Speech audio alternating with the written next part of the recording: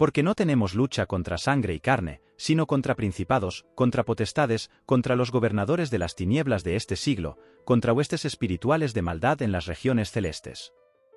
Este es el pasaje central que estaremos estudiando en esta serie denominada La Guerra Espiritual. Serie que buscará enseñar bíblicamente las luchas que el cristiano vive en el plano espiritual, los entes con los que lucha y las herramientas y armas que Dios le ha otorgado, no solo para combatir, sino también para salir victorioso. Lo que vamos a ver en este primer vídeo es un análisis general y específico del texto de Efesios 6 versículo 12. Cuando hablamos de análisis general, me refiero a un análisis de la carta escrita por el apóstol Pablo a los Efesios, esto para conocer un poco el contexto histórico, sociocultural y religioso de la iglesia en Efeso, y encontrar así datos o información que nos permita entender y comprender de mejor manera el pasaje central de esta serie. Y cuando hablamos de análisis específico, me refiero al contexto bíblico que rodea el pasaje central. Vamos primero con el análisis general. Efeso fue una de las ciudades comerciales, políticas y religiosas más importantes del mundo antiguo, ubicada en la costa occidental de Asia Menor. Los primeros habitantes de Efeso fueron los Leleges y Querious, estos fueron desplazados en el año 1000 por tropas de Andrócles de Atenas. Ya convertida en una región griega, los nuevos habitantes de Efeso adoptaron religiones de los antiguos pobladores que rendían culto a la diosa de la fertilidad, quien más tarde sería llamada Artemisa. En el 560, Creso de Lidia conquistó toda la región de Asia y construyó el Artemision en Efeso. Creso de Lidia es derrotado por Ciro de Persia, y el Artemision, para el año 356, se incendió. Un par de años más tarde, quien domina la región es Alejandro Magno, quien desea que el templo sea reconstruido, pero no fue hasta el año 250, donde el templo de Artemisa fue reconstruido y hoy en día es considerado una de las maravillas del mundo antiguo.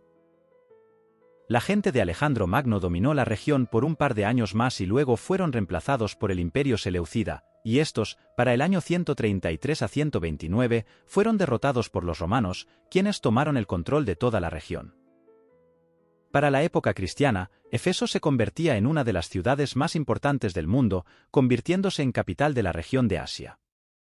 Toda esta historia se las comento, para que no solo conozcan los orígenes de la ciudad, sino también para que comprendan el nivel pagano e idólatra que había en la ciudad y que evangelizar en ese sitio iba a ser una tarea sumamente difícil, porque social y culturalmente era una ciudad pagana que en el ámbito religioso giraba en torno a una deidad. Entonces, una de las primeras batallas que iban a librar los primeros cristianos en Efeso era una batalla espiritual contra la idolatría que abundaban en las calles de aquella ciudad.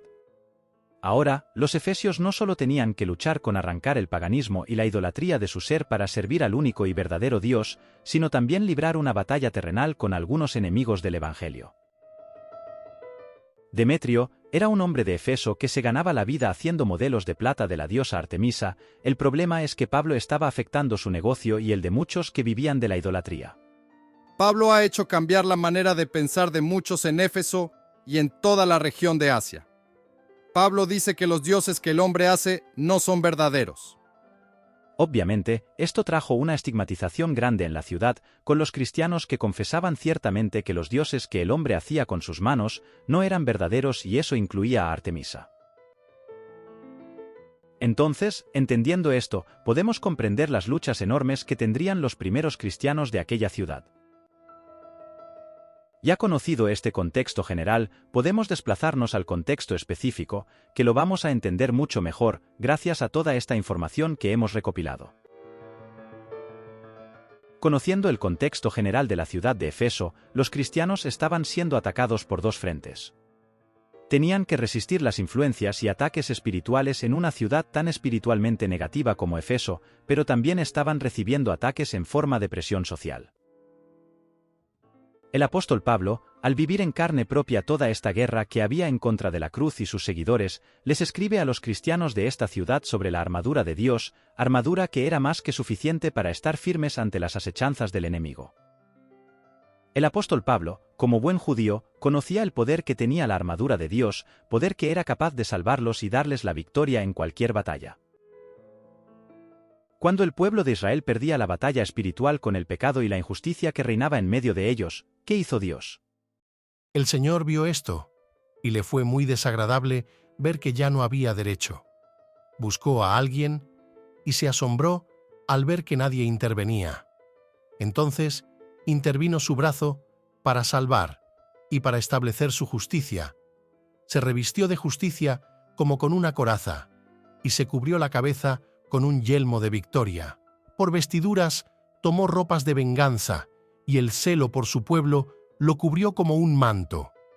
Y se dispuso a vindicarlos, a retribuir con ira a sus enemigos y darles su merecido a sus adversarios de las costas lejanas. Del oriente al occidente temerán el nombre del Señor y reconocerán su poder. Ciertamente el enemigo vendrá como un río caudaloso, pero el Espíritu del Señor desplegará su bandera contra él.